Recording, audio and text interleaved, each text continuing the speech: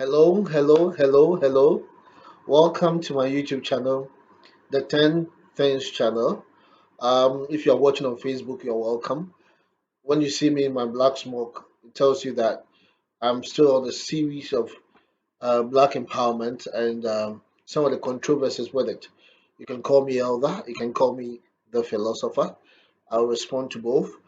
If you are new to this channel, please subscribe, please share, please click the notification button so that you hear more. We need to work on ourselves as people of color so that having known our history, we can know how to project forward into the future. It's critical, it's very important. Many people have their life messed up right now as people of African descent simply because we lack understanding of our past. What are we doing today as part of our series? We want to tackle wrong beliefs that people of color have about themselves or wrong beliefs that people of African descent have about each other. And it's very important we consider this because when you abuse for so long, it precipitates certain tendencies and habits. And unless they are dealt with,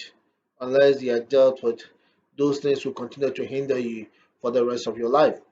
And having been abused for centuries as people who are from Africa originally and are in Africa, those of us who stayed on the continent, we have developed certain habits, certain mindsets, which are very inimical to us. And one of them is what we are going to talk about, the wrong beliefs we have about each other. Now, the first thing we're talking about today in this first part is that we believe that um, people of other races, especially Caucasians, we believe that all Caucasians are more intelligent than all of Africans. And this notion is not only held by Caucasians, it's not held by white supremacists. In fact, there are even some scientists that have tried to even try to establish it scientifically, though it was not conclusive. There was no such thing. But over the years, white supremacists have tried to establish this, but it has not been successful. Remember, there is no difference between a black man's brain and a white man's brain. The difference in our output in life has been the environment we have been brought up in. And knowing the background to this series, and if you don't, go back and see why we have bad leaders, why we live in the poorest neighborhoods, on and on and on, why we come from some of the poorest countries. You go and check out those videos, and you understand that it is the environment that has shaped us. There's no difference in our brains. There's no difference in our intelligence quotient of any sort. And over the years, this has been proven over and over again, where blacks have been in class and have topped the class and the rest. There are instances where blacks have topped an entire country of whites and the rest. So it's not true to think, and many blacks, especially Africans, have this notion that every white person has superior knowledge than them, and it is completely false. There is no scientific basis for it, and there is no historical basis for it whatsoever. What has been proven though is that over the years, we have been put in an environment where the people who are white have tended to do better than us because we have been suppressed, because we have been kept in a certain box, because we have been brainwashed to believe certain things. And having held power for so many centuries, we tended to think that they are the more intelligent batch of us, but it is not the case. Those who are into eugenics were also, like the Aryan race. Even Hitler thought that even among the white, there are some whites that are the best. And as for Africans, he did not even consider us as fully human beings, until so that sort of situation. There are some who will be theorized that um, blacks are better at automotive skills and whites are. I mean, and there's no certain basis. It's just an observation. And all of that can be explained into the fact that over the years, blacks were pushed only into one demanding force and energy, hence the ability to weather the strict and difficult regimes of athletics and sports. It's just a consequence of history and not anything of genes, actually. And of late, we have seen that there are whites knocking out black boxers all over the place, showing that there is no genetic predisposition to strength just because you have a black color. Neither is there any predisposition to intelligence just because you have a white skin. So this first wrong belief that blacks have about themselves should stop. Blacks are not collectively less intelligent than whites. It's just that our history has made disadvantages over the years, and then we need to buckle up and catch up. Now, the second wrong belief that um, people of African descent and Africans have about each other, or blacks in general have about each other, is the fact that we are not supportive of each other. In fact, many will be quick to quote the scripture, um, the Egyptian would turn against the Egyptians, as if there was some scriptural credence to this notion. You know, Africa is a big continent, and in all of Africa, in this size, we have all these over 50 countries and several thousand tribes. The fact that we have thousand tribes does not mean that we are divided. It means that having existed continuously for so long, we evolve to actually develop our own languages, actually. And over the years, we have kept some of those languages. Unlike other places where over the years they were consolidated and they lost the languages that they had, that has no correlation with unity. It has everything to do with the continuation of a civilization and how long that civilization has existed. So indeed, there are several thousand tribes in Africa, several nations in Africa, but it does not mean that we are against each other. It only means that we have existed for centuries and have evolved to have our own mini culture within the main culture of Africans. And so Africans who think that Africans are divided against each other is not true. There are circumstances that has made, especially if you go to the developed world, and in those circumstances when the slaves were bought, they were products, and so they were pitched against each other by the various what do you call it, race, the various slave owners. In other words, you needed to produce better, so that you can compete a certain place, so that its product be more competitive. So these people were uprooted from their nations. I mean, completely uprooted from their families, born together from various countries, various tribes, and then they were pitched against each other, like you pitch, what do you call it, Uber against Lyft. Like products that have to produce each other to drive the other one out of the market. And that sense of fighting for turf still persists in the developed world and in the neighborhoods of Black Americans and other people of African descent in Europe, where people tend to want to fight for turf. And the interesting thing is that the people who reign in those cities are not whites, are not blacks. And yet the blacks that are just on the street are ready to die for a turf, that is street turf. And this is not any factor of of of division, but it is what hunger, it is what lacking purpose, is what being brought down as a human being leads to. And this happens in the tribes, in the jungles. They are always fight against each other because they have no other higher purpose. They have no higher purpose, so they fight against each other. And it happens all the time.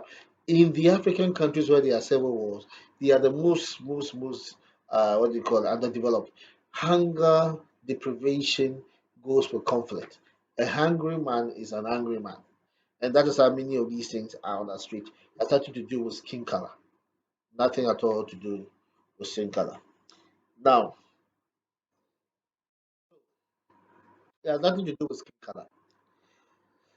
Well, another thing that people usually say, which is that wrong belief that people of African descent have about each other, is that our skin color makes us diabolical. In fact, there are many, many, many people, and I hear this often, especially in Africa. Oh, fear the black man. Oh, fear, the man with black. Oh, if it was somebody with a white skin, he wouldn't do this. Oh, white people. No, no, no, no, no. These are all pack of lies. That observation, such people who are making that observation have not lived with white before. They have lived all their life with blacks, and yet somehow they think that blacks are more diabolical than white.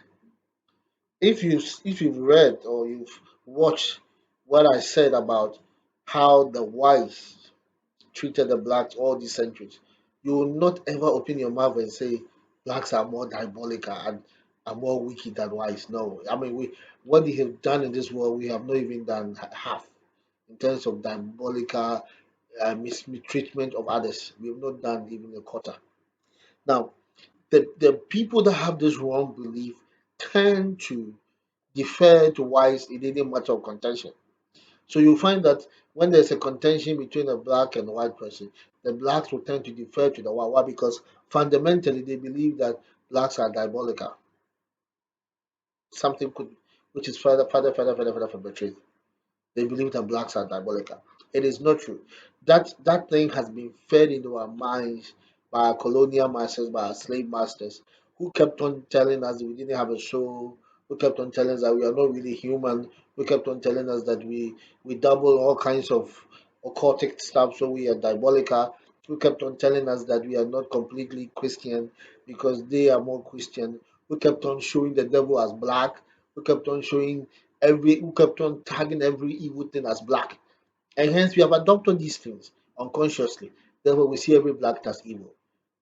We are not evil, and the earlier we believed it, the better. Some of us do evil things just like every other race, but we are not altogether evil. It's a wrong belief we have about each other. Another wrong belief that Africans and people of African descent have about whites is the fact that they are more honest than blacks. In fact, I have seen highly educated Africans voice out this erroneous, impression. These are people who have even changed history to suit them. I mean, they've so lied to the point where they even show a pharaoh with a Caucasian, and yet for some reason, many Africans and people of African descent believe that whites are more honest. I think some of these issues came up because a lot of us, the encounters we had with whites had to do the only responsible, loving white person we encountered was a missionary or something, or some NGO or some donor. And so over the years, we seem to have associated empathy, honesty with whites. In fact, they have whole branches of their government that are completely committed to telling lies, and they're usually called what do you call it? Press briefings. In fact, there's always a version of it of the truth. Sometimes the versions of the truth they tell are so many that you even lose count as well. In fact, they have whole networks that only broadcast lies. Actually, in fact, it has now come to a point where it's become so obvious that they even call it fake news. A story that is, and this is not fake news is not the production of blacks. It's a product of whites. In other words, it is not true. You see, this notion is what brings division amongst us.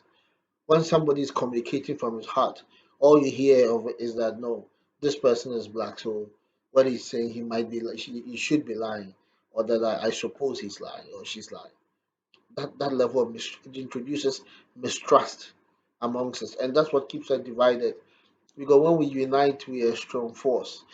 One thing I wanted to understand is that no white person, on the average, is more honest than a black person. The people that you met who were honest were people who have been trained that way. In Africa, there were even um, consequences of death for telling lies. In so many places, if you went and told lies, you had to swear an oath to back the fact that you were telling the truth. So it's a complete lie. Whites are not averagely more understandable than blacks, and anybody who holds this notion is a victim of the machinations and brainwashing of the colonial as enslaved past of Africans. Now, the last point for this part, this is part one of this video in this series, is that there's a belief that whites are more generous than blacks. And if I think the story of Mansa Musa is to go by, this is a man who was so generous with gold that he crashed the gold market in Cairo for 2 years. I mean, a single person. Our generosity is what has even put us in trouble as Africans. We're so generous with our visiting Europeans that they decided not to go back again. They decided to stay. That's the extent to which we were generous. We were so generous that we escaped. We exchanged precious things for mundane, simple things because we didn't really need them, and they needed them, and our generosity then became our undoing. So anyone, and as I was saying, the reason we have this notion is because when when when the US is bringing aid, when US is bringing aid, when the UK is bringing aid, for some strange reason, the people who always bring the aid are the Caucasians. It's as if there are no blacks in their nation. You know, until recently, how often did you see a black ambassador from the UK or black ambassador from the US? You know, a black ambassador from France, even though they've been with them for centuries. So the racism and the undermining system that is set up was such that you hardly encountered any black person or people of black descent with any modicum of power to be generous. Remember, generosity is a factor of what you have. If you don't have, you cannot give. Actually, you can only give what you have. So it only those who have that can give. So when you are deprived, you are not in the position to give. It's a natural consequence of deprivation. It's a natural consequence of somebody who is devoid of power. Because the people of power that can give. And so the notion that whites are generous is because of the aids that have come from the nations, the Western nations. And these aids were always the aid, I mean AIDS, were always brought by Caucasian. Therefore, we have all been brought to think, we've all been raised to think that Caucasians are more generous. And we can still see because they still have most of the wealth in the world. They are still the most generous in terms of individuals and the rest. But then when you come to Africa, generosity is engraved with us. Somebody meets you for the first time and is invite you to come and eat. Which European who does that? No. Somebody does not know you from Adam and will go out of his way to show you a direction. Somebody go out of his way to smile at you and welcome you. Generosity is part of us. It's part of our nature. We might not have been in a position to be part of the loss of poverty group, that is the AIDS groups or aid agencies, to have over the century, over the decades past, being at the forefront of giving aid. But we have always been generous, and we gave our whole lives even for the development of nations that are now great, and we were paid nothing. We're not paid a single penny. What kind of generosity can be compared to centuries of free labor? And yet we did it, and we have not been given any reparations as people of African descent, as former people of descendants of slaves. Years of servitude without compensation, and that is more generosity than anybody can ever think of. This continent gave up its youth in their tens of millions for centuries to develop other nations, and we have not been paid a single penny. Nobody can be as generous as the African. So these are the five wrong beliefs that Africans have about themselves. You know, that Africans are less generous. Number five, that Africans are less honest compared to whites. That three, that our skin color makes us diabolical. That two, we are not supportive of each other. And that one, that people of other races are more intelligent than us. God bless you even as you disabuse your minds of these evil and wrong notions. Let's disabuse our minds of them, and we'll go further than we have ever imagined. God bless you. Share, share, share. Bless you.